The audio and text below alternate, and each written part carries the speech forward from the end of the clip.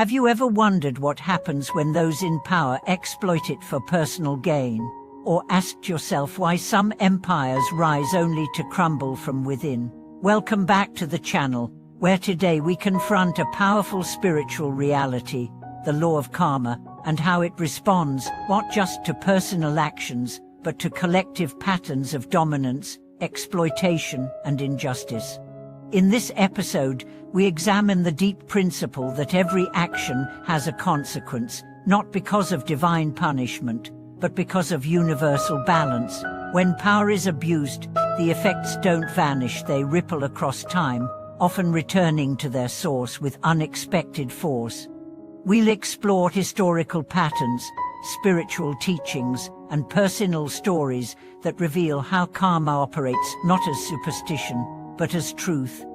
And we'll ask the most important question: what can we do, as individuals and as a society, to avoid repeating the same cycles? Let's begin the journey of reflection, responsibility, and renewal.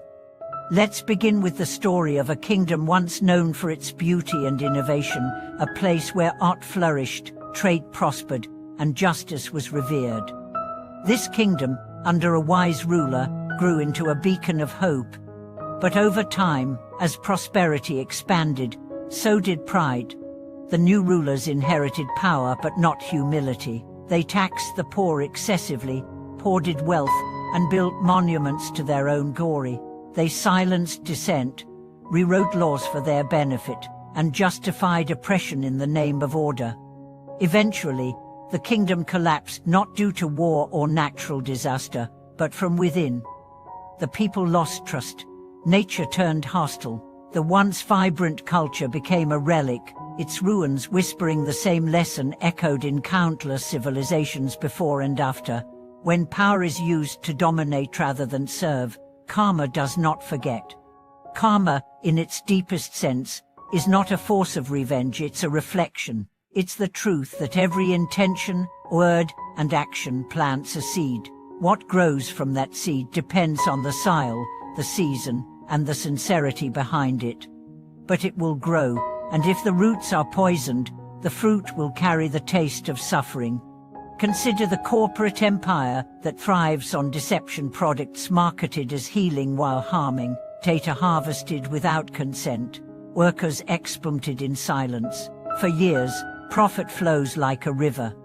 Awards are won, the media applauds, but beneath the surface, something trembles. Lawsuits begin, scandals leak, mental health within the company deteriorates, leaders step down, the brand's trust erodes, what seemed invincible becomes vulnerable. This is not random misfortune. It is karmic resonance. When you build on harm, the foundation eventually crumbles. And now, let's bring this to a more personal level. Have you ever taken advantage of someone's trust? Spoken a half-truth to avoid accountability? Used your position, however small, to manipulate a situation? Most of us have at some point. These may seem minor, but karmically, no seed is too small to sprout. Yet karma is not just about consequence, it is also about choice. The same law that brings results also offers redemption. At any moment, you can begin planting new seeds.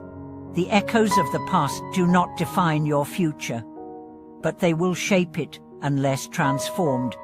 Take the story of Anil, a senior manager at a tech firm. For years, he used fear to control his team, public shaming, unrealistic deadlines, threats of demotion. He saw results, but the cost was immense. Resentment festered, creativity died.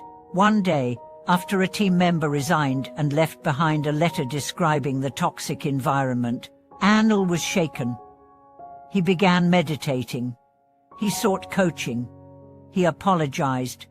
Over the next year, Anil restructured his leadership. He prioritized mental well-being, encouraged vulnerability, and admitted his past missteps. Slowly, trust returned. Innovation blossomed. His former team members began referring others to work with him. Karma had not punished him, it had awakened him. This is the power of awareness. When you see the ripple you've created, you can choose whether to deepen it or redirect it. Now let's return to large-scale power.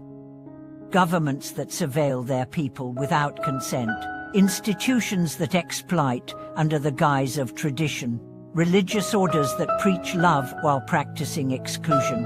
When these systems go unchecked, they sow seeds of unrest.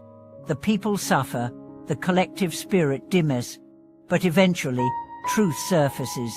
Sometimes through protest, sometimes through art, sometimes through silence breaking in a single survivor's voice. And when it does, the karmic tide turns, power structures fall, new visions rise. Yet we must ask ourselves, do we simply wait for karma to correct injustice, or do we participate in that correction?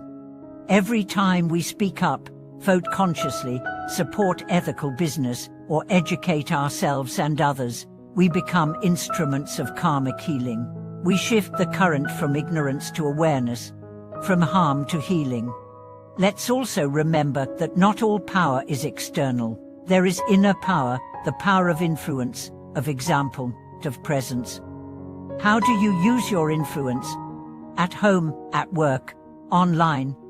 A mother who shames her child daily because she was once shamed is continuing a karmic cycle. A friend who constantly gossips spreads seeds of distrust. A teacher who favors one student over another shapes future self-worth. But the reverse is also true. A father who chooses tenderness over tradition breaks generations of emotional repression. A stranger who offers kindness without reward plants invisible gardens. A leader who listens more than speaks shifts the atmosphere of an entire organization. These are the small revolutions that build karmic momentum. Not through force, but through alignment. Imagine if every decision you made today became your legacy. Would you choose differently? Would you respond instead of react, serve instead of control, apologize instead of justify? True strength is not in domination, it's in discipline. The discipline to remain conscious, the courage to be kind, the humility to grow. So, what happens when power is misused? Karma remembers, but not to punish, to restore, to balance, to teach. And what happens when awareness enters that misuse? Karma bends, it becomes compassion, transformation, renewal. Let's end with the story of a once feared general, revered for his ruthless tactics in war. In his later years, he abandoned the sword and built schools. He wrote letters to the families of those he had harmed. He funded peace-belied efforts.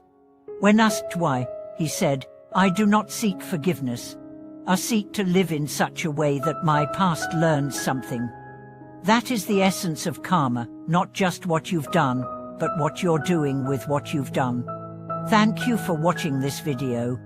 If this message stirred reflection in you, we invite you to share your thoughts in the comments. What karmic echoes are you ready to face?